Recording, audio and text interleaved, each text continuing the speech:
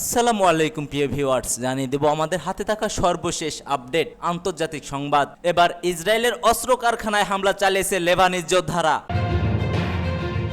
অন্যদিকে গাজা জুড়ে ইসরায়েলি বর্বর হামলা, নিহত বেড়ে আরও 40। এদিকে ইসরায়েলের ভয়ে লেবাননের সকল স্কুল বন্ধের ঘোষণা। জানিয়ে দেব শাহেদ ড্রোনের আরও উন্নত সংস্কার আনলো ইরান। এদিকে পাকিস্তানের বিদেশি কূটনৈতিকদের বহরে বিস্ফোরণ, এক পুলিশ নিহত। সর্বশেষ থাকবে যুক্তরাষ্ট্রে এলোপাতারি গুলিতে প্রাণহানি 4। এতক্ষণ শুনছিলেন সংবাদ শিরোনাম, এবার বিস্তারিত। ভিডিওটি ভালো লাগলে একটি লাইক করবেন, কে কোথা থেকে আমাদের ভিডিও দেখছেন জানিয়ে দেবেন কমেন্টসে, এবং আমাদের সাথেই থাকবেন চ্যানেলটি সাবস্ক্রাইব করে।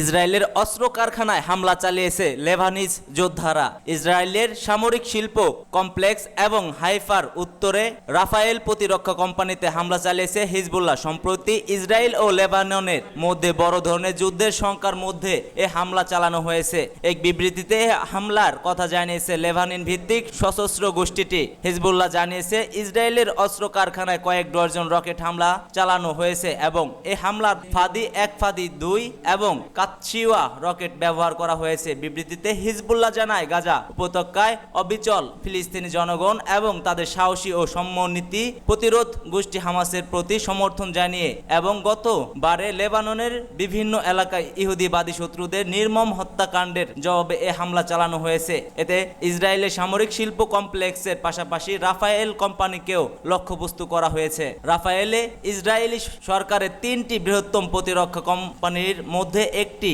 যেখানে 10,000 কর্মচারী এবং অসংখ্য উপঠিকাদার ও সেবা দানকারী কর্মকর্তারা রয়েছেন। হিজবুল্লাহ গত বছরে 7 অক্টোবর থেকে নিয়মিতভাবে ইসরায়েলি শাসন ব্যবস্থার সামরিক অবস্থানগুলোতে হামলা চালিয়ে আসছে।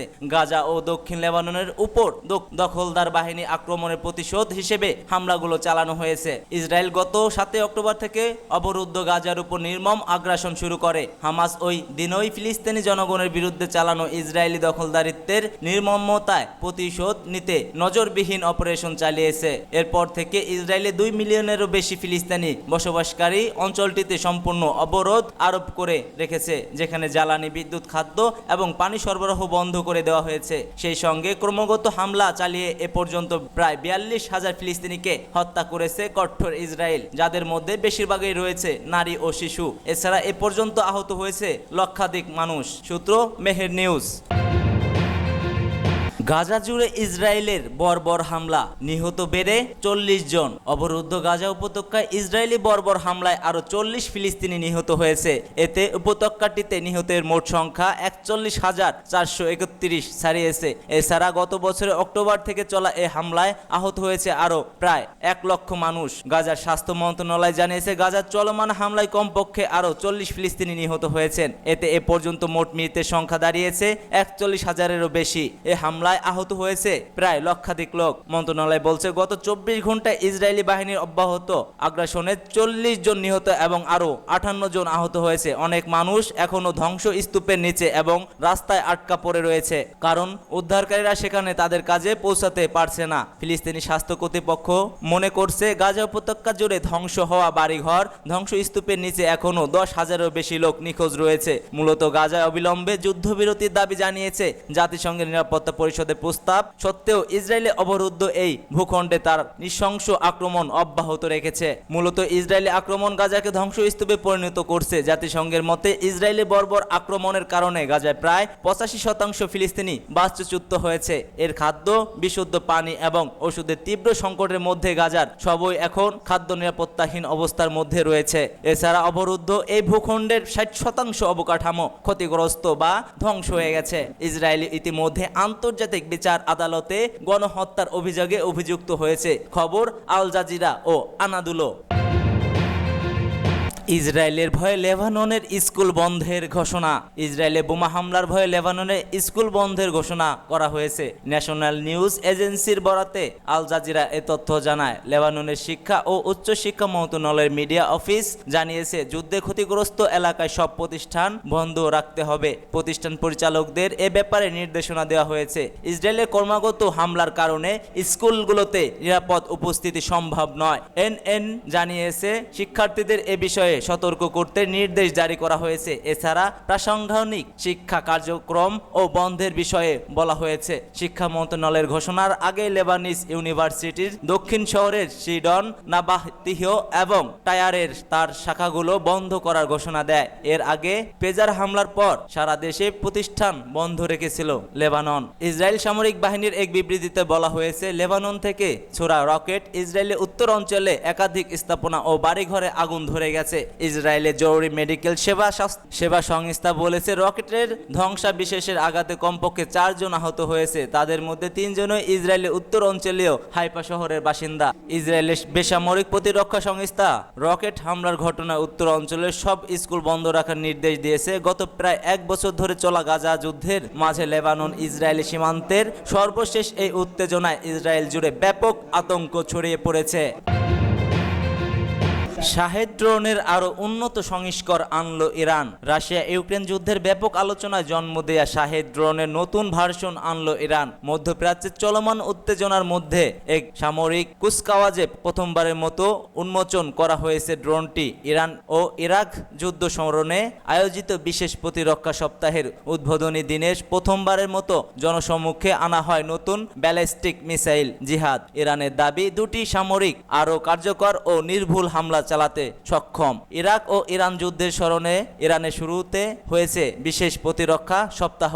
আয়োজনের উদ্বোধনী দিনে সামরিক শক্তিমত্তা প্রদর্শন করেছে ইরানের বিপ্লবী গার্ড বাহিনী। বিশেষ প্রতিরক্ষা সপ্তাহের উদ্বোধনী আয়োজনে ছিলেন দেশটির প্রেসিডেন্ট মাসুদ পেজেশকিয়ান। তার দাবি, ইরান এখন শত্রুদের হাতে থেকে নিজেদের রক্ষা করার পাশাপাশি প্রতিবেশীদের সহায়তা করতেও সক্ষম। এ সময় ইসরায়েলকেও কঠোর বার্তা দেন মধ্যপন্থী এই সরকার প্রধান। মাসুদ পেজেশকিয়ান বলেন, আমরা আজ বিশ্বের দরবারে এটি বলতে পারি যে আমরা আমাদের নিজের দেশকে রক্ষা করার পাশাপাশি মধ্যপ্রাচ্যের অন্য দেশগুলোর সাথে সহযোগিতার মাধ্যমে তাদের শান্তি ও স্থিতিশীলতা বজায় রাখতেও সক্ষম। প্রতিবেশী দেশগুলোকে একত্রিত করে গাজায় গণহত্যা বন্ধে ইসরায়েল শাসকদের বাধ্য করতে হবে। নারী, শিশু ও বয়স্কদের উপর যে জঘন্য বর্বরতা চালানো হচ্ছে তা বন্ধ করতে হবে। ইউক্রেনকে কাঁপিয়ে দিয়ে বেশ আলোচনা জন্ম দিয়েছিল রুশ সেনাদের ব্যবহৃত ইরানের শাহেদ ড্রোন। এবার সেই ড্রোনের নতুন সংস্কার এনেছে তেহরান। টার্বোজেট ইঞ্জিন চালিত শাহেদ 136B নামের ড্রোনটি 2500 কিলোমিটার দূরে লক্ষ্যবস্তু ধ্বংস করতেও সক্ষম।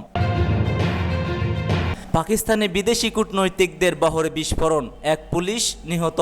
পাকিস্তানের খাইবার পাখতুয়ান বিদেশি কূটনৈতিকদের নিয়ে যাওয়ার সময় বিস্ফোরণ 1 পুলিশ নিহত হয়েছে। ওই গাড়িটির 12টি দেশের কূটনৈতিক বিশিষ্টরা ছিলেন। প্রদেশটির সোয়াত জেলার মালম জাব্বা সড়কে এই ঘটনা ঘটেছে। সেখানকার উপপুলিশ পরিদর্শক মোহাম্মদ আলী খান জানান, দুর্নিয়ন্ত্রণ যন্ত্র মাধ্যমে ওই বিস্ফোরণ ঘটানো হয়েছে। তবে সব কূটনৈতিক নিরাপদ রয়েছে। এসব কূটনৈতিকেরা ইন্দোনেশিয়া, পর্তুগাল, কাজাকস্তান, বসনিয়া ও হার্জেগোভিনা, জিম্বাবুয়ে, রুয়ান্ডা সহ আরো অনেক জায়গার রয়েছেন। মোহাম্মদ আলী খান জানান, ইসলামাবাদ চেম্বার অব কমার্সের আমন্ত্রণে সোয়াতে একটি পর্যটন প্রকল্পের সামনে রেখে তারা ওই একটির পরিদর্শনে যান। মোহাম্মদ আলী খান আরো বলেন, নিহত পুলিশ কনস্টেবলের নাম বুরহান, আহতেরান হলেন পুলিশের উপ পরিদর্শক স্যার জমিন, কনস্টেবল হাবিব গুল ও আমালুল্লাহ। তাৎক্ষণিক এ হামলার দায় কেউ স্বীকার করেনি। সন্দেহভাজনদের খুঁজতে পুলিশ একটি বড় দল ঘটনাস্থলে পৌঁছিয়েছে। অন্যদিকে কূটনৈতিকদের নিরাপদে রাজধানীর ইসলামাবাদে পৌঁছে দেওয়াও হয়েছে। যুক্তরাষ্ট্রে এলোপাতারি গুলিতে প্রাণহানি 4 জনের। যুক্তরাষ্ট্রের আলাবামা রাজ্যের ম্যাস শুটিংয়ে প্রাণ হারালো 4 জন। এই হামলায় আহত হয়েছে আরও 18 জন। কয়েকজনের অবস্থা সংকটপূর্ণ।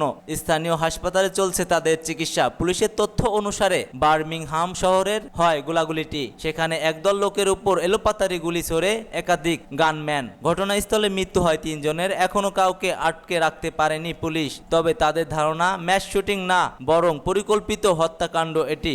অপরাধীদের দ্রুত গ্রেপ্তারের নানা পদক্ষেপ নিয়েছে পুলিশ। ঘটনার সাথে জড়িত ব্যক্তিদের সন্ধান দিতে পারলে 5,000 মার্কিন ডলার পুরস্কারের ঘোষণা দিয়েছে কর্তৃপক্ষ। বার্মিংহামে গত 2 মাসে ম্যাচ শুটিংয়ের দ্বিতীয় ঘটনা এটি।